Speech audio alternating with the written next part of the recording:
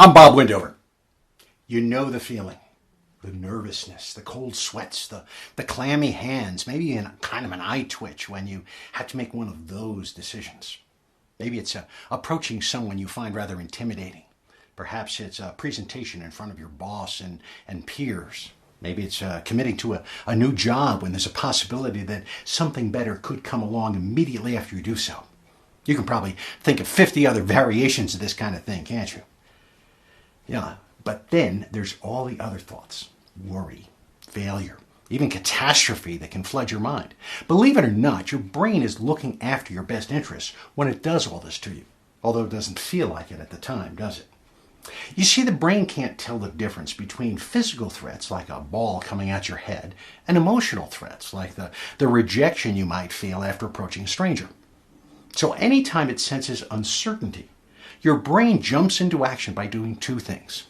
Now, first, it introduces two hormones into your system, adrenaline and cortisol. Now, these stress-producing chemicals boost your attention and make you aware of potential danger. And second, the brain uses pattern recognition to fill your mind with thoughts about similar situations where the outcome was uncomfortable. Now, if you've been rejected by more than one stranger in the past, it will bring forth the most relevant memories about that type of thing. You know, if you're thinking of joining an intramural team, it reminds you of the time that the teacher laughed at you when they dropped the football in middle school. You know, all of these thoughts begin to dominate your thinking, and they can discourage you from trying anything outside of your comfort zone.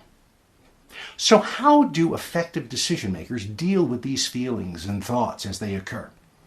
Well, first they acknowledge them. In some cases, they even laugh just to keep them in perspective. These individuals have learned that these worries and emotions can't be eradicated. You can't get rid of them. But it is possible to manage them. And in addition, they fix their focus on the outcome or the reward for taking the risk. You know, approaching the stranger may result in the sale or the new friendship. You know, joining the intramural team will result in new relationships, maybe provide some fun and keep you healthy, of course. And finally, they seek the support of others to encourage them.